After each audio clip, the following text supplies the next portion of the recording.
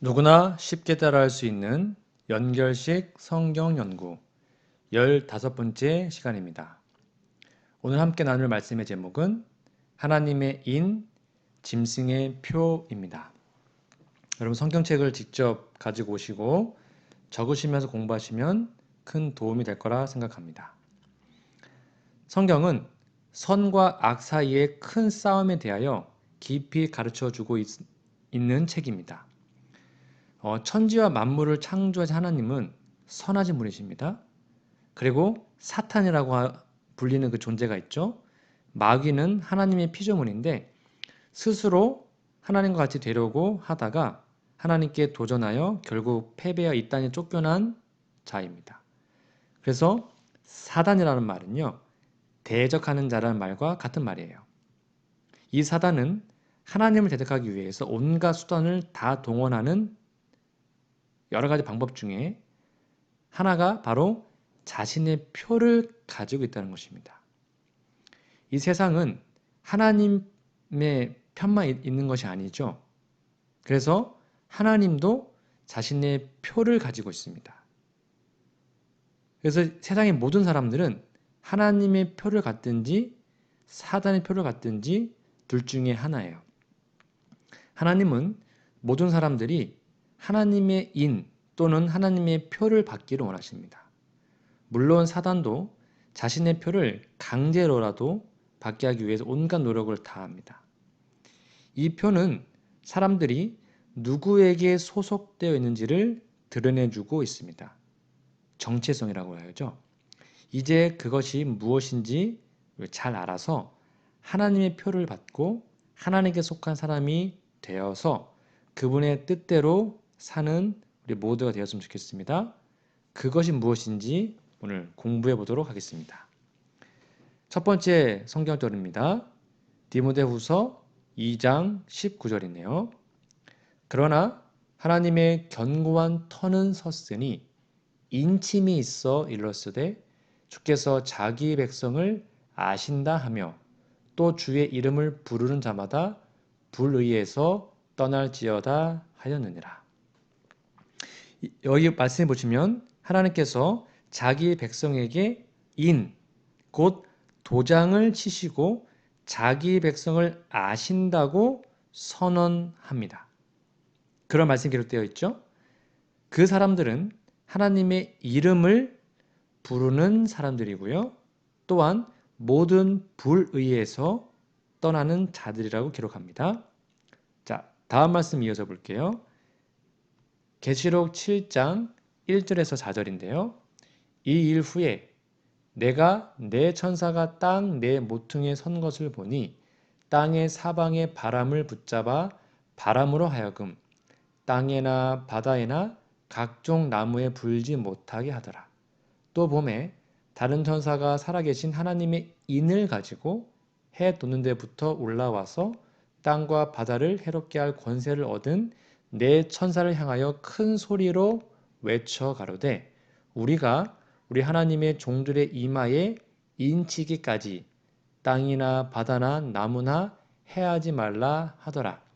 내가 인 맞은 자의 수를 들으니 이스라엘 자손의 각 지파 중에서 인 맞은 자들이 14만 4천이니라고 기록합니다. 이 말씀은 사도 요한이 계시 중에 어떤 사람들이 하나님의 인을 치는 것을 본 것을 기록한 것입니다. 그 인을 맞은 사람들은 하나님의 종이라고 합니다. 그리고 인을 받는 곳은 어디예요? 이마입니다. 이마. 이렇게 인침을 받은 사람들에 대해서 처음 찾아본 말씀처럼요.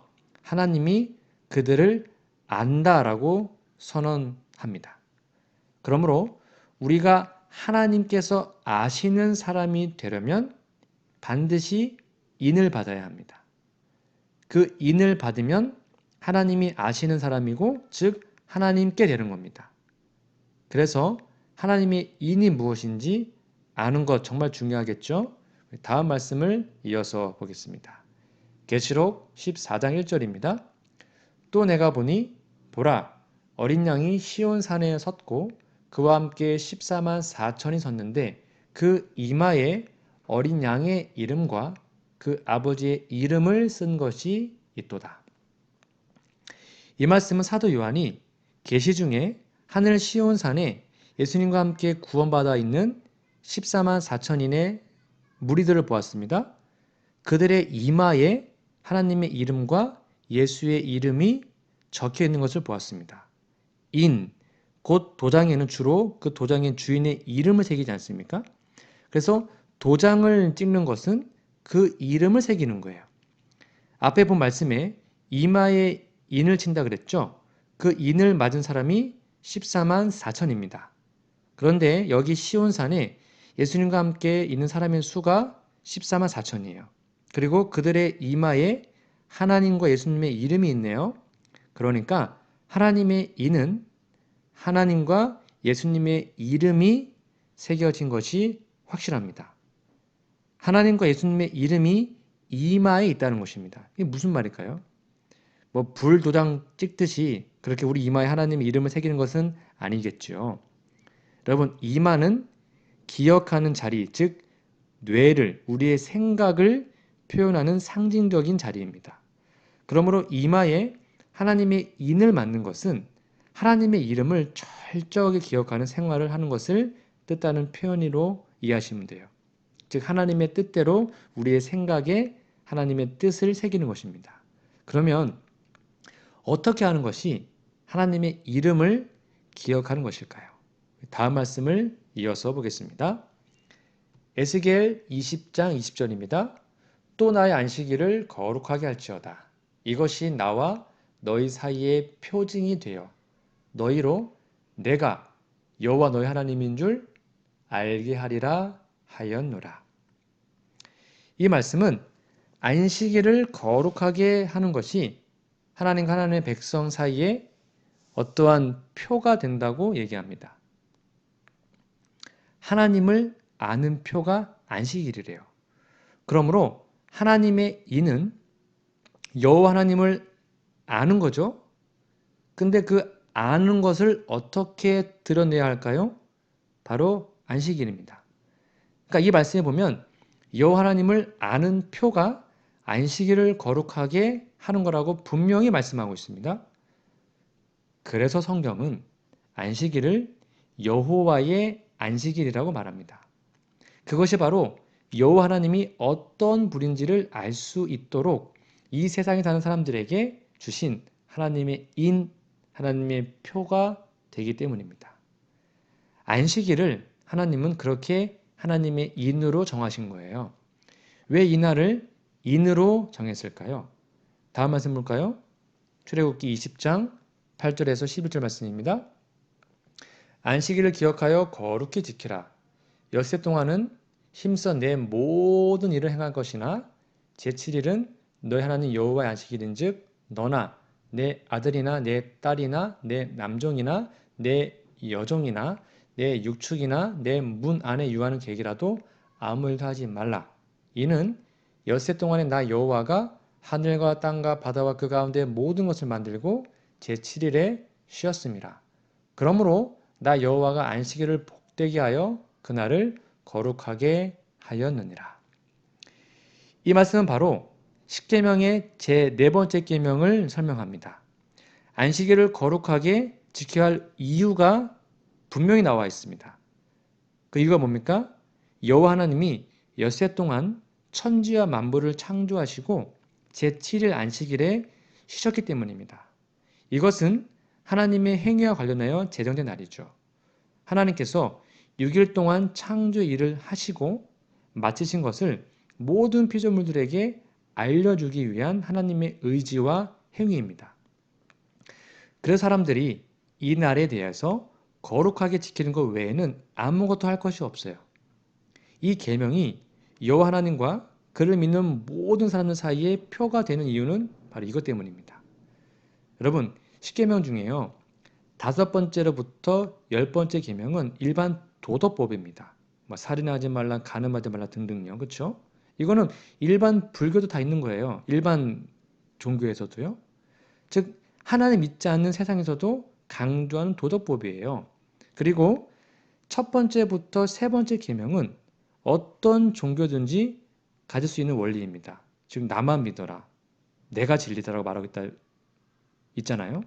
그러나 여러분 이 네 번째 계명, 즉 안식일 계명은 성경이 하나님 외에는 명령할 수 없는 아주 독특한 계명이에요. 이 계명은 성경의 하나님이 어떤 하나님인지를 분명히 밝혀주는 계명입니다. 어떤 분이십니까? 그분은 엿새 동안 천지와 만물을 창조하신 하나님이세요. 만일 창조하지 않은 존재가 이렇게 말하면 그건 거짓말이겠죠? 그래서 이 계명은 하나님이 거짓말을 하는지 아니면 사실을 말하는지를 분명하게 판가름할 수 있는 계명입니다.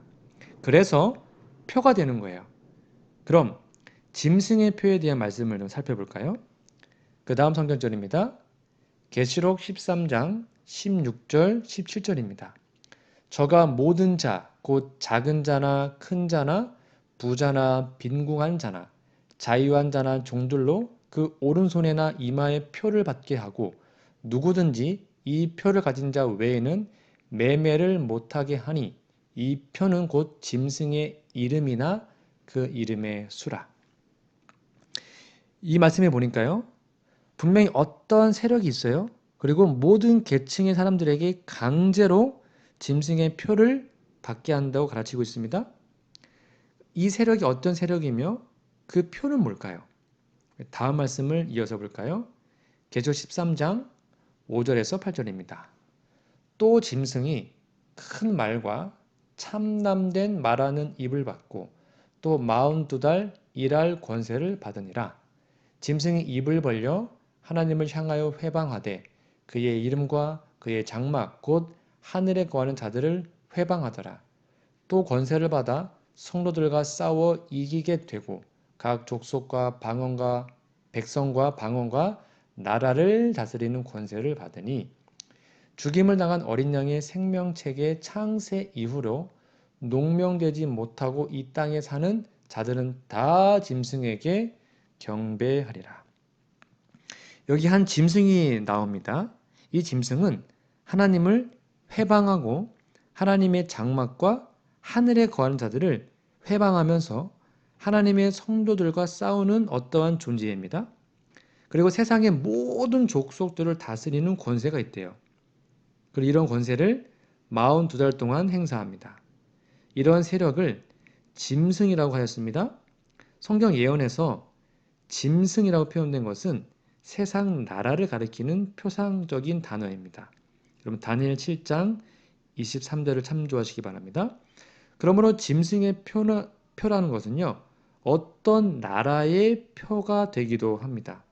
그 나라는 42개월 곧 1260년 그 기간 동안에 온 세계 모든 민족을 지배한 나라예요. 우리 42개월 한때 두때 반때 1260년 이미 다 공부했습니다. 성경 예언상 하루는 1년이라고 제가 말씀드렸습니다. 그러니까 1200년 동안 온 세계를 다스렸던 나라가 있었습니다. 이 세력이 바로 하나님을 회방하고 하나님의 백성들을 핍박한 나라입니다. 그리고 그 나라의 표가 짐승의 표예요. 그런 나라를 여러분 세상에 찾는 것은 어렵지 않아요. 왜냐하면 한 나라밖에 없기 때문입니다. 어떤 나라일까요? 이어서 볼까요? 계시록 14장 9절에서 11절입니다. 또 다른 천사 곧 셋째가 그 뒤를 따라 큰 음성으로 가로되 만일 누구든지 짐승과 그의 우상에게 경배하고 이마에나 손에 표를 받으면 그도 하나님의 진노의 포도주를 마시리니 그 진노의 잔에 섞인 것이 없이 부은 포도주라. 거룩한 천사들 앞과 어린 양 앞에서 불과 유황으로 고난을 받으리니 그 고난의 연기가 세세토록 올라가리로다. 짐승과 그의 우상에게 경배하고 그 이름의 표를 받는 자는 누구든지 밤낮 쉼을 얻지 못하리라 하더라.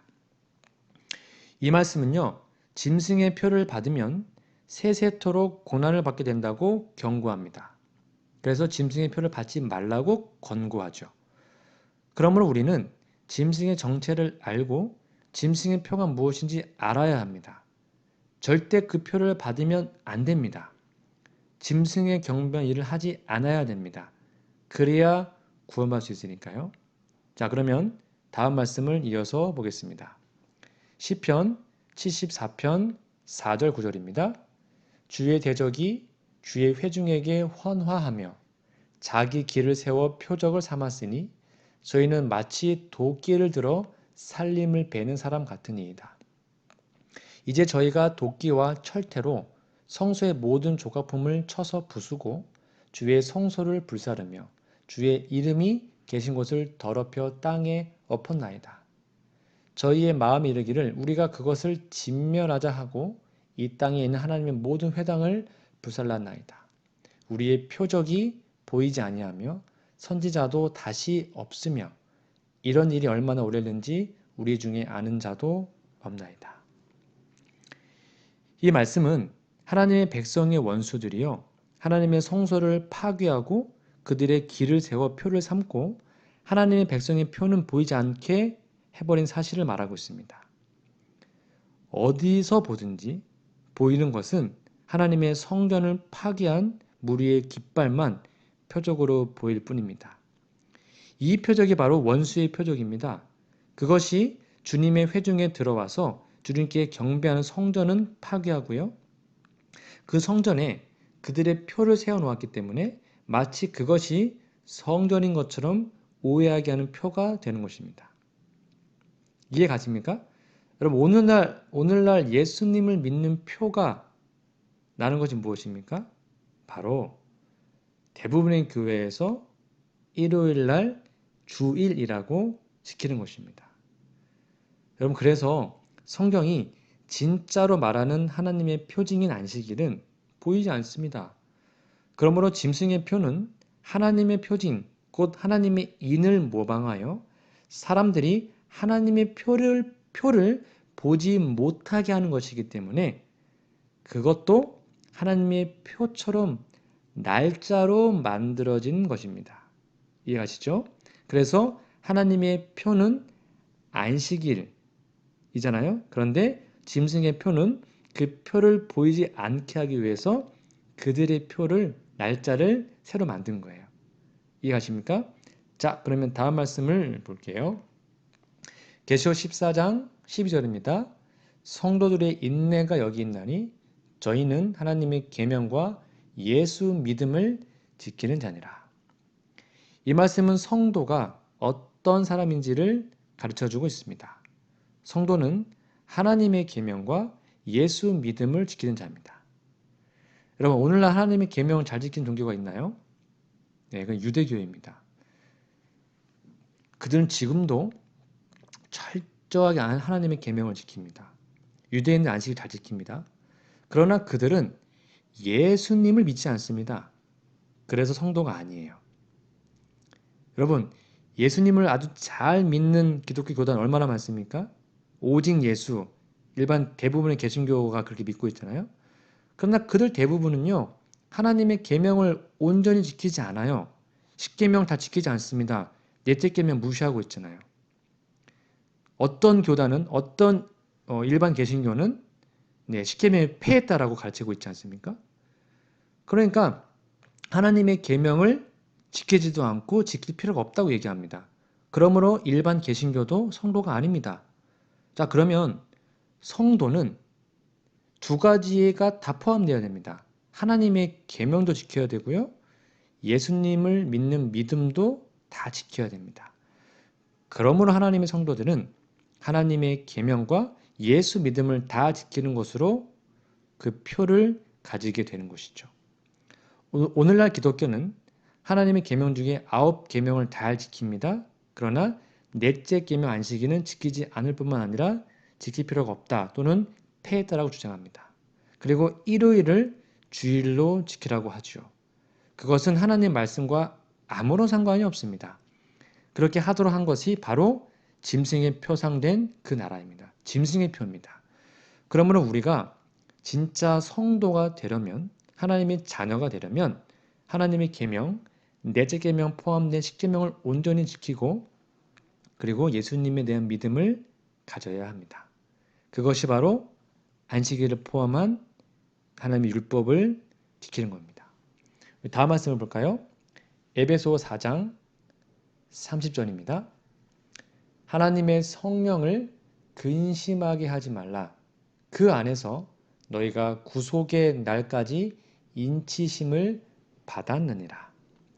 이 하나님의 이는 누가 친대요? 성령께서 치십니다. 우리가 두 번째 성경절을 기억나십니까? 계시록 14장 1절.